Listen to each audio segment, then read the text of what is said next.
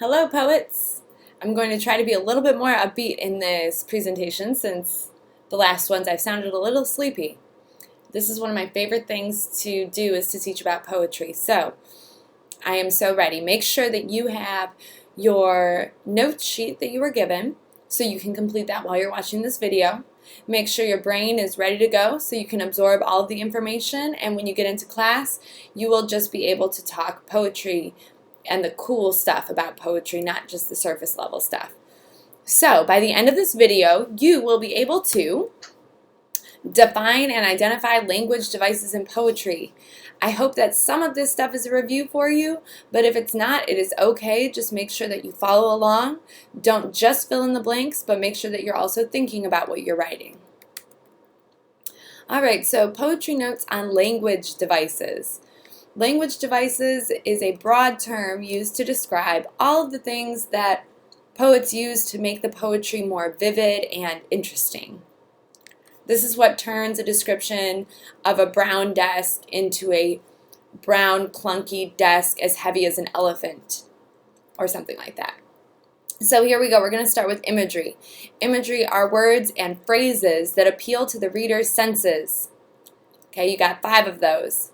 Writers use imagery to help the reader imagine how things look, feel, smell, sound, and taste. This is when you use visualization to really understand what the poet is trying to convey to you. We've got some more ruins today to look at. All right, so in order to create these vivid images, authors play around with denotation and connotation. Okay? Every word has a denotation and a connotation. Okay? The denotation is the fancy word for the dictionary definition of a word. Okay? So you might have 2 synonyms like thrifty and stingy. Okay? Those both mean if you're thrifty or if you're stingy, really you're unwilling to spend too much money on something. They mean the same thing. If you're familiar with those words, they have different connotations, however. Those are the ideas and feelings linked to a certain word.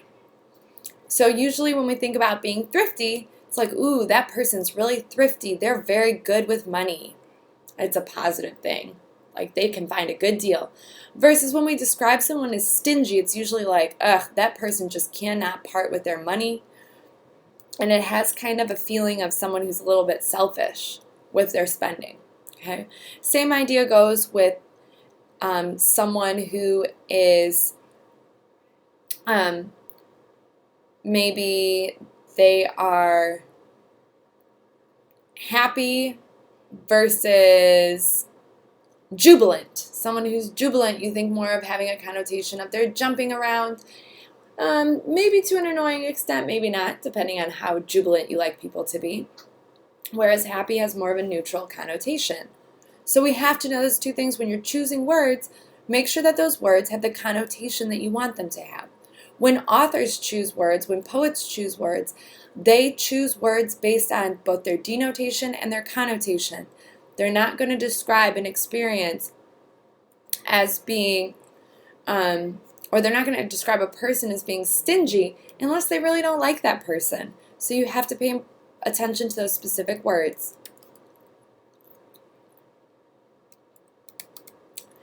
Figurative language. These are the things that you have learned about before, I know, but they might be a little rusty, so pay close attention. So figurative language is when words are used in an imaginative way to express ideas that are not literally true. Okay. It's used for comparison, emphasis, and emotional effect. So saying that person's feet are as big as a dinosaur's feet is figurative. I'm not actually calling the person a dinosaur. I'm using that so that I really know, like, wow, that basketball player had ginormous feet. Okay? So there are 4 main types of figurative language. This is where things might just sound more familiar to you. We have a simile, right? A simile compares 2 unlike things using words, the word like, as, or than. She is as bright as the sun. It's comparing she, her, whoever the subject of the sentence is, to the sun. Now, is she really just like emanating light? Is light coming out of her? No. We're probably describing somebody who is excited, happy, or maybe smart. Okay, we're using words in an imaginative way to really bring to light somebody's personality. A metaphor also compares to unlike things, but it's a direct comparison without using like or as. She is the sun. Now, this random girl did not turn into the sun overnight. Again, we have to think, what's the author trying to say? She is the sun. Maybe she's the center of your life. Maybe she is so happy. It's like she's shining all the time. Maybe she provides warmth to the people around her. All right, so we have so far figurative language. Two types are simile and metaphor. We're about to learn about the two other types.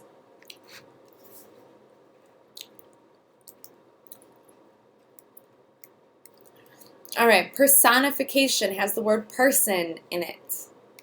So personification is giving human qualities to an animal, object, or idea. We're going with this sun example. The sun smiled down on me. When I read that, I think, gosh, it's probably been cloudy out, and suddenly the sun just came out, and then I felt better. Suns can't actually smile, so this is personification. It's giving a human quality, smiling, to an object, the sun. Hyperbole is our last form of figurative language. Hyperbole is an extreme exaggeration for emphasis or humorous effect.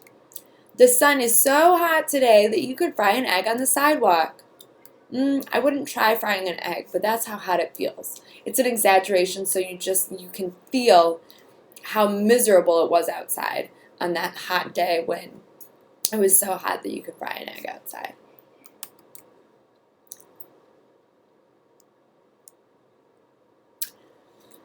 All right, so beyond figurative language, we have three other language devices. And these are also kind of create a sound effect, which we'll talk about in the next video.